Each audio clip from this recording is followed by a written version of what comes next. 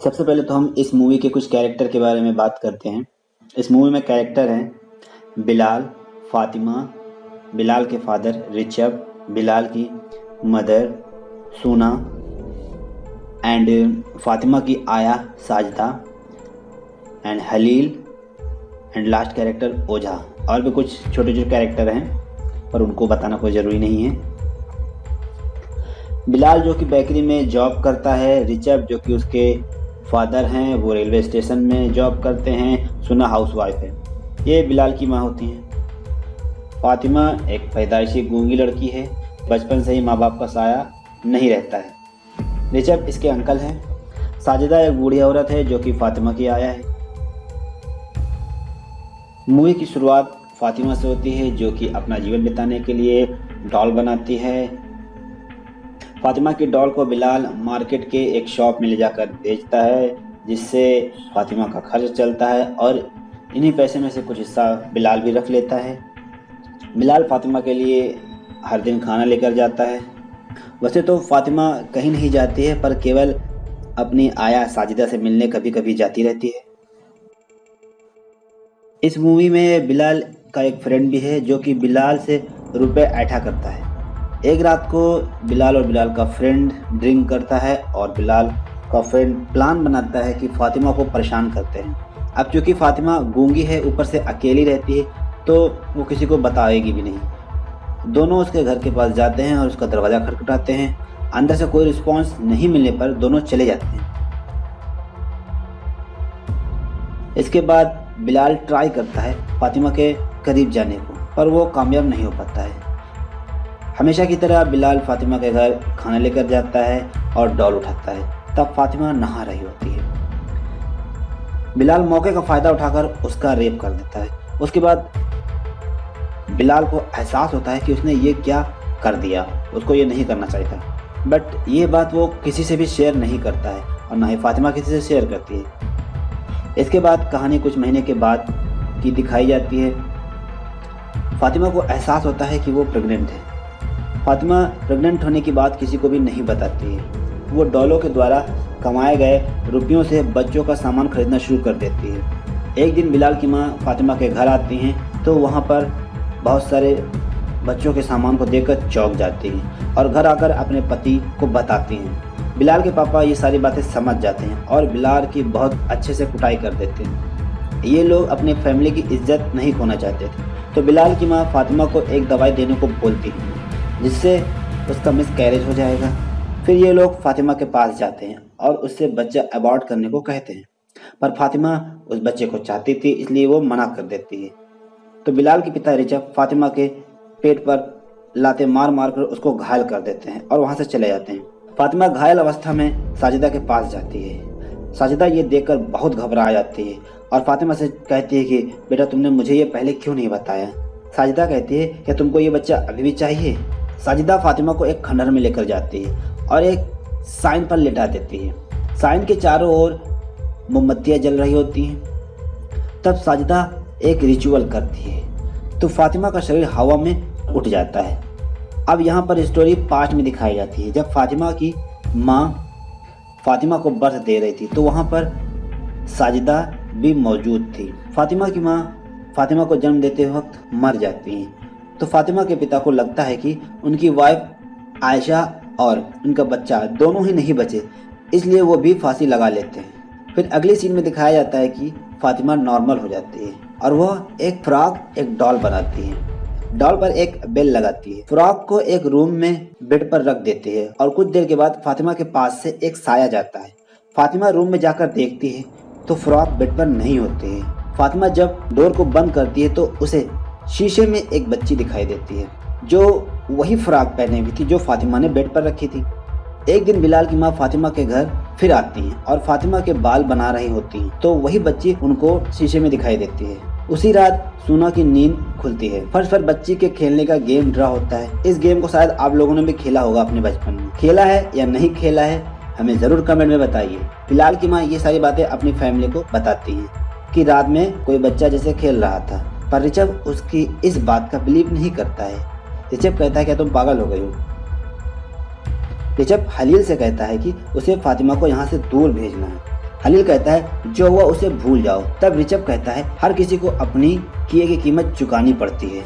अगली सीन में बिलाल घर जाता है और देखता है कि उसकी माँ किचन में नहीं है, पर वहाँ पर मटन पका हुआ है और वो उसको लाकर खाने लगता है। तभी उसके मुंह में कुछ पड़ता है और वो जब निकालता है मुंह से तो उसको रिंग दिखाई देती है जो कि उसकी माँ की थी। वो तभी उसको एक बेल की आवाज भी सुनाई देती है, तो वो तेजी से रूम की तरफ भागता है जहाँ उसकी माँ का हाथ कटा हुआ था और उसकी माँ उसके पास आकर मर जाती है। तब वह लोग सूना को दफनाते हैं। वहाँ पर फातिमा भी होती है। बिलाल माँ की कब्र के पास ही बैठा रहता है कि तभी कब्र से हाथ निकलकर बिलाल को अंदर खींचने लगता है। इस घटना से पता लग जाता है कि बिलाल का मानसिक संतुलन अब ठीक नहीं रहा।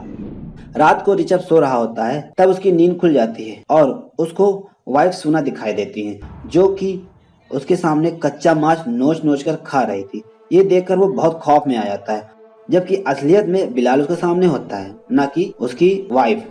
डर के मारे वो उसी समय स्टेशन चला जाता है।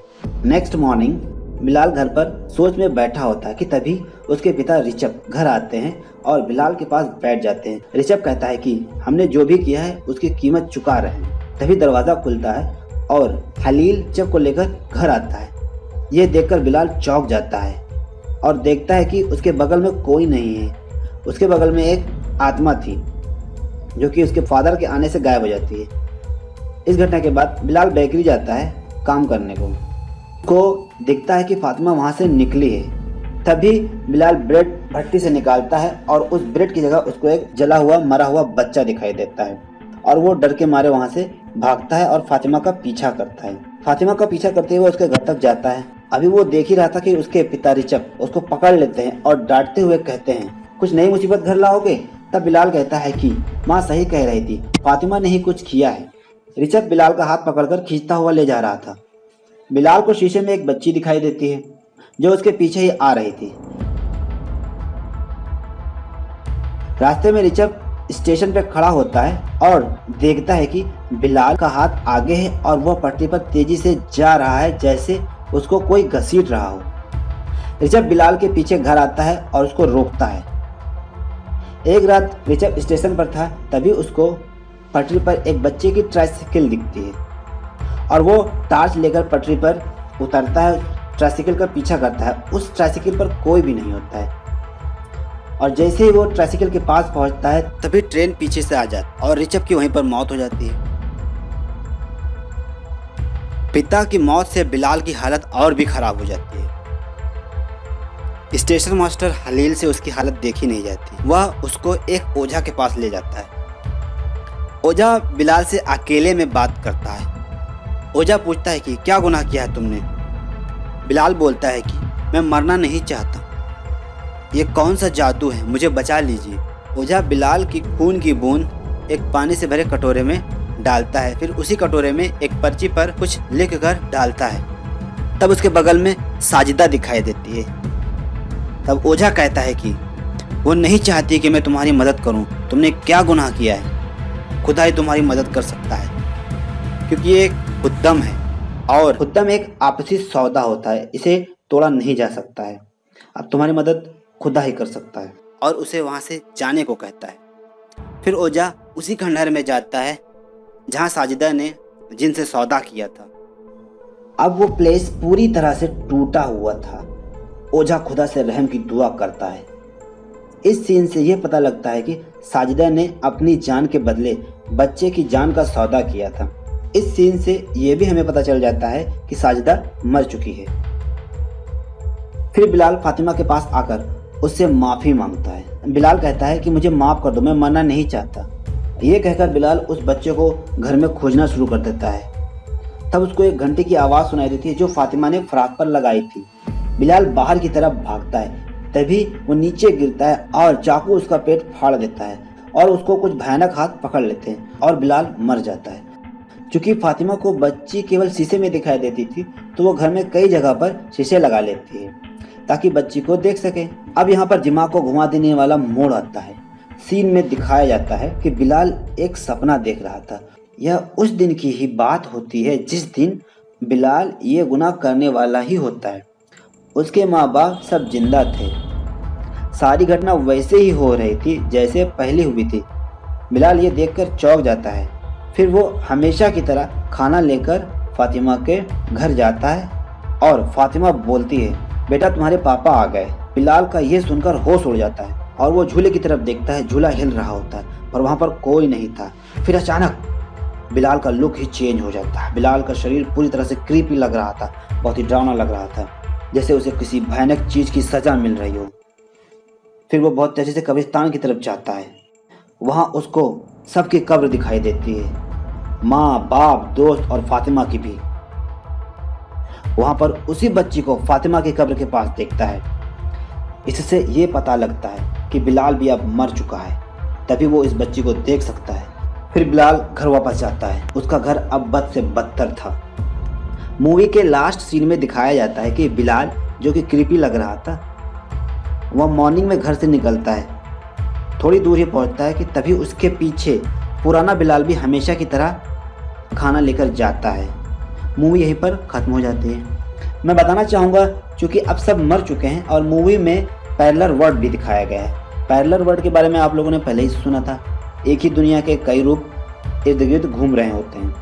पैरेलल वर्ल्ड वाला बिलाल अभी ठीक था, इसलिए वो खाना लेकर जा रहा था। आपने देखा कि बच्ची शीशे में दिखाई देती है, तो कहानी के हिसाब से पैरेलल वर्ल्ड शीशे में दिखाई देता है, इसलिए उस बच्ची को शीशे में देखा जा सकता था। ओझा के पास भी सेम तस्वीर थी जो साजिदा के पास थी। बिलाल और उसकी फैमिली ने बुरा काम किया था, इसलिए उनका अंजाम भी बुरा हुआ। मुझे उम्मीद है कि आपको अब मूवी समझ में आ गई होगी। मेरी बताई हुई स्टोरी आपको पसंद आई होगी। मिलते हैं नेक्स्ट मूवी में, तब तक के लिए गुड बाय, पीस।